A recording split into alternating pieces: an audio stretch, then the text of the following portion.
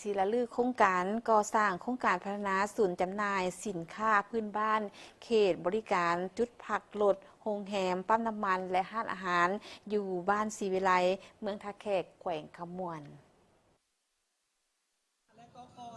สร้างโครงการพัฒนาศูนย์จำหน่ายสินค้าพื้นบ้านซึ่งได้จัดขึ้นในวันที่28 กันยายน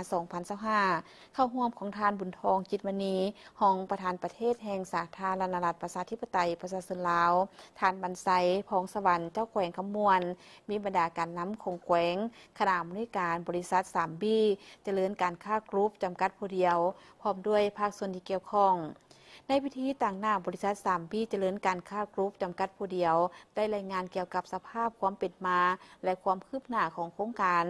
ซึ่งโครงการตั้งอยู่เขตบ้านศรีวิไลเมืองท่าแขกแขวงขมวนในเนื้อที่ 1.4 เฮกตาร์มี5กิจกรรมคือ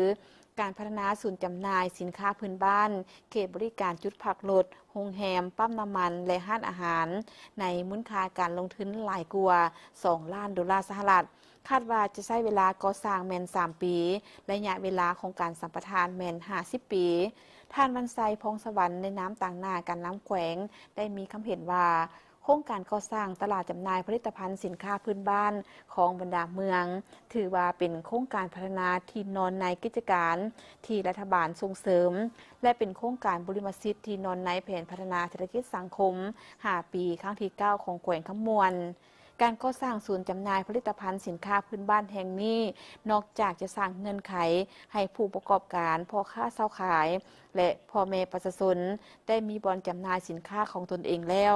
ยังเป็นการปรับปรุงสถานที่ดังกล่าวให้กลายเป็นเขตพัฒนาทางด้านภูมิทัศน์ของตัวเมืองท่าแขกให้มีความสวยงามเพื่อดึงดูดผู้เดินทางท่องเที่ยวภายในแขวงและเดินทางผ่านแขวงขมวน